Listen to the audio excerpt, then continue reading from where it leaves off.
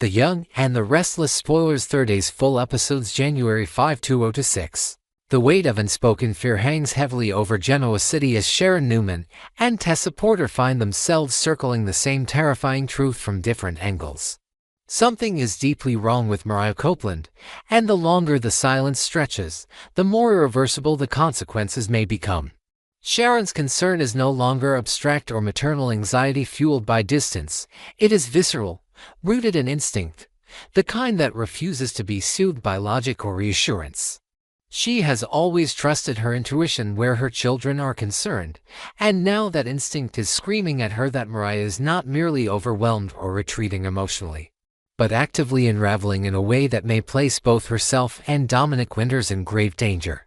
Tessa, who has learned to read Mariah in the quiet spaces between words and glances, cannot deny the same fear, yet her guilt manifests differently.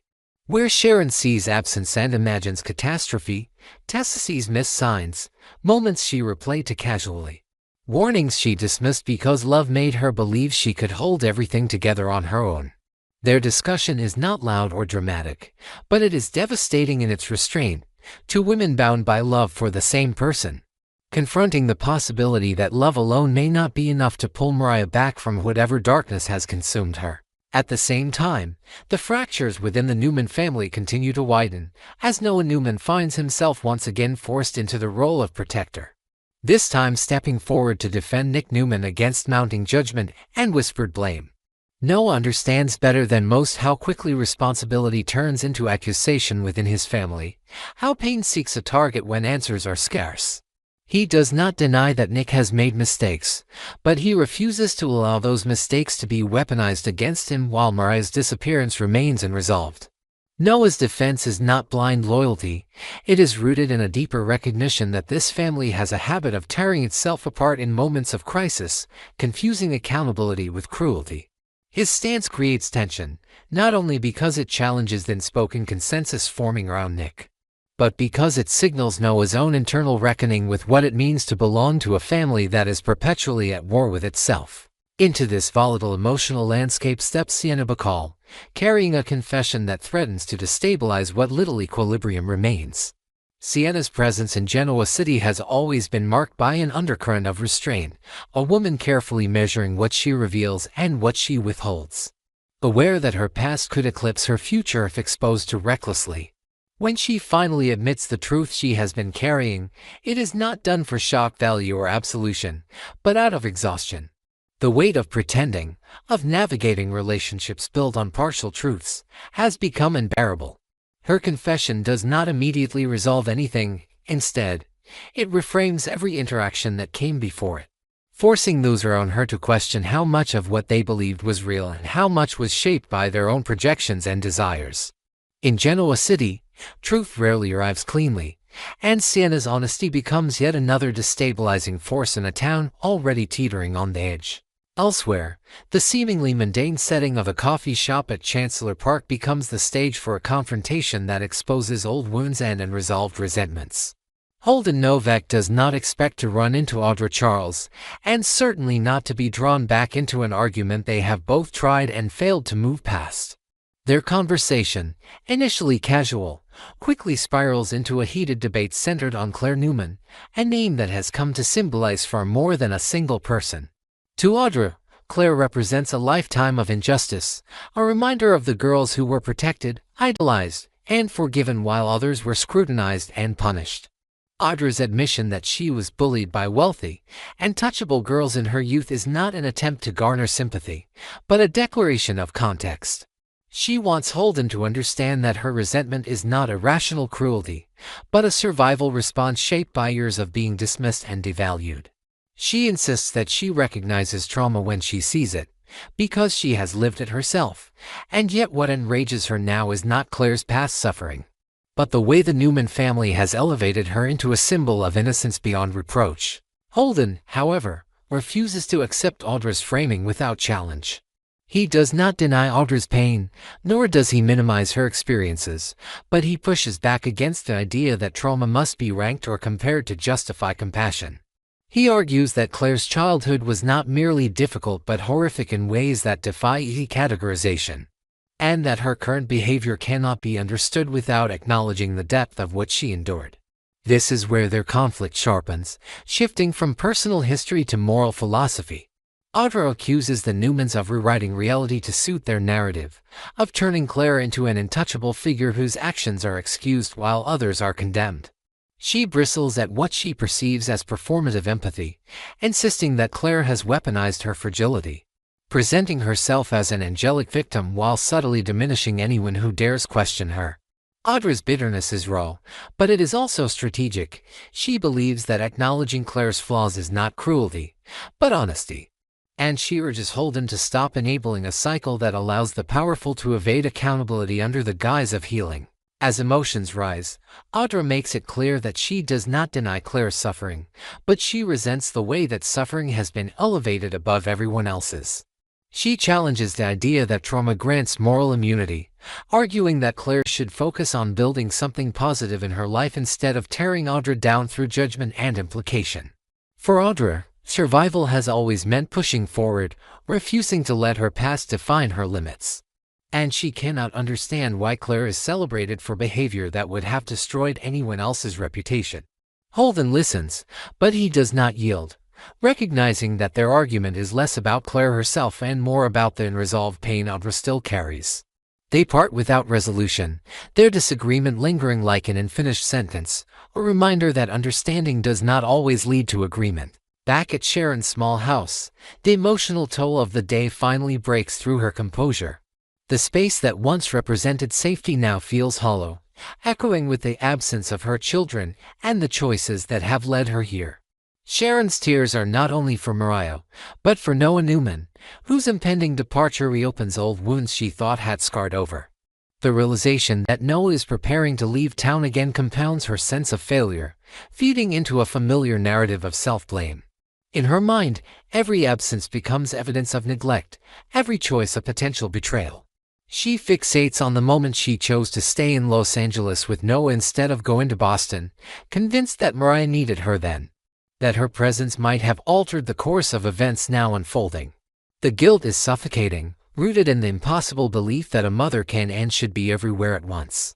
Nick's response is instinctive and steady, his embrace offering the kind of grounding Sharon desperately needs. He reminds her that hindsight distorts reality, that loving one child does not equate to abandoning another, and that Mariah's struggles are not the result of Sharon's absence or presence alone. His reassurance is not dismissive, but firm, a necessary counterweight to Sharon's spiraling self-reproach.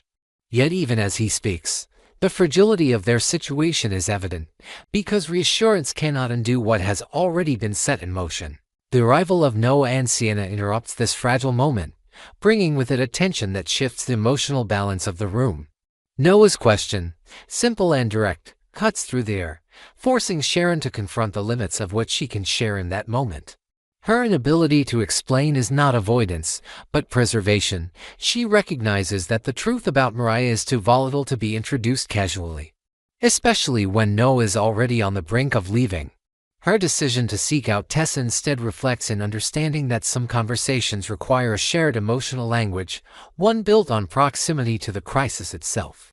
Sienna's choice to step outside, offering space without intrusion, underscores her growing awareness of the boundaries she must respect, even as her own confession looms unspoken between them. When Sharon exits, the silence between Nick and Noah becomes charged with unasked questions. Noah senses that something fundamental has shifted, that the unease he has been feeling is not merely emotional residue, but the precursor to a revelation that will alter his understanding of his family. Nick does not delay the inevitable. He tells Noah the truth, stripped of speculation but heavy with implication. Mariah has disappeared, and she has taken Dominic with her. The words land with devastating clarity, transforming abstract concern into immediate fear. For Noah, the revelation reframes everything, his defense of Nick now entangled with the realization that the crisis is far more severe than he imagined. For Nick, saying the words aloud solidifies a reality he has been trying to contain, one that now demands action rather than endurance. As the truth settles, the connections between these seemingly separate threads become impossible to ignore. Mariah's disappearance, Audra's resentment, Claire's contested narrative, Sienna's confession, and Noah's departure are not isolated events, but symptoms of a community grappling with the consequences of unaddressed trauma and misplaced loyalty. In Genoa City, personal histories collide with public perception, and the line between victim and antagonist blurs with every revelation. What remains uncertain is not whether these tensions will erupt, but how much damage will be done before the truth, and all its complexity, is finally confronted. Nick does not hesitate to make his position clear once the truth about Mariah and Dominic has been spoken aloud, because in moments like this he has learned that silence only deepens regret. He tells Noah Newman that right now, more than plans or ambitions or even love, Sharon Newman needs stability, reassurance, and the grounding presence of her son. He does not frame it as an obligation or a sacrifice, but as a quiet truth that feels unavoidable in the wake of crisis, asking gently but firmly whether Noah might consider postponing his departure. Just long enough for Sharon to breathe again without feeling as though another piece of her life is slipping away. Noah listens, conflicted yet deeply moved, and after a long pause he agrees to stay, not because he feels trapped by guilt, but because he recognizes the weight of what his absence would mean at this particular moment. Nick expresses his gratitude, knowing that such a decision is not small, yet his relief is tempered by concern, and that concern compels him to ask the harder question he has been holding back. The one that has less to do with Sharon and more to do with Noah himself. He wants to understand why Los Angeles has come to represent a necessary destination in Noah's mind, why it feels like a future rather than a detour, and whether that future is grounded in clarity or emotion alone. Noah's answer is immediate and unguarded, because for him the truth is simple even if its implications are not. He tells his father that he has to go because he is in love with Sienna Bacall, and that love has reshaped his sense of direction in ways he did not anticipate. Nick does not dismiss this confession, nor does he challenge the sincerity behind it. Instead, he acknowledges it with a measured response that reflects both understanding and caution. He assures Noah that he does not doubt the depth of his feelings, but he also admits his fear that love, especially new love, can sometimes blur the line between possibility and projection. Nick worries that one day Noah may wake up and realize that the relationship he uprooted his life for does not exist in the way he believed it did. That affection alone cannot bridge fundamental differences in values, priorities, or long-term vision. Noah resists this framing, insisting that Sienna isn't like anyone he has ever known, and he makes a point of naming the women who shaped his past to emphasize that distinction, saying she is different from Tessa Porter, from Allie, and even from Audra Charles, not better or worse, but singular in a way that feels transformative. To Noah, Sienna represents a version of himself that feels more honest, less tethered to the expectations of Genoa City. And that sense of authenticity is what makes Los Angeles feel inevitable rather than impulsive. Nick listens carefully, aware that arguing against love rarely leads to understanding, yet he presses his son to consider the magnitude of what he is contemplating. He asks Noah to reflect not only on who Sienna is, but on who he would have to become to share a life built around her world, and whether that transformation is something he genuinely desires or simply something he is willing to endure for the sake of romance. Nick's concern is not rooted in distrust of Sienna, but in the knowledge that love often demands compromises that reveal themselves slowly, long after the initial certainty has faded. He urges Noah to think seriously about whether he wants to change the trajectory of his entire life for this relationship, because once that choice is made, returning to who he was before may no longer be possible. While this conversation unfolds, Sienna finds herself at the Newman Ranch, standing at the edge of a legacy that has always felt both imposing and exclusionary. Her meeting with Claire Newman is understated but charged with meaning, as Sienna admits that she intends to return to Los Angeles, framing the decision as practical rather than emotional even though both women sense the complexity beneath the surface. When Claire asks about Noah, Sienna answers carefully, acknowledging that he might follow her back, yet her tone betrays uncertainty rather than confidence. Claire, perceptive and unafraid to name emotional undercurrents, gently suggests that this possibility does not align with what Sienna truly wants. And that observation prompts Sienna to confront doubts she has been reluctant to articulate. She confesses that she is not sure she fits into Noah's life in the way he imagines, or that he would fit into hers, admitting that despite the challenges she faces in Los Angeles, she values the independence and identity she has built there. Sienna is honest about her fear that Noah, for all his sincerity, may not thrive in that environment, and that love alone cannot reconcile the differences between their worlds. Claire responds with empathy born of her own fractured upbringing, explaining that she never experienced the safety or privilege associated with the Newman name, having been raised instead by an authoritarian aunt whose control shaped her sense of self in ways she is still unraveling. This shared understanding of displacement creates a moment of connection between the two women, allowing the conversation to drift toward broader concerns that extend beyond their personal choices. Claire brings up Holden and Audra, her curiosity sharpened by instinct rather than suspicion, and asks Sienna if she can share anything she knows about the situation that has been quietly escalating around them. Sienna hesitates, aware of the responsibility that comes with speculation, and ultimately admits that while she has no concrete proof, she is certain that the conflict involves far more than a stolen wallet. Her conviction is not dramatic or accusatory, but measured, grounded in patterns she has observed rather than conclusions she has drawn prematurely. She senses layers beneath the surface, motivations that have yet to be exposed, and tensions that suggest a convergence of interests rather than a singular incident. As Sienna's words settle, it becomes clear that the questions surrounding Holden and Audra are symptomatic of a larger unease spreading through Genoa City, one in which personal histories intersect with unresolved grievances and unspoken agendas. The lack of evidence does not diminish the weight of suspicion. Instead, it amplifies it, leaving space for doubt to grow unchecked.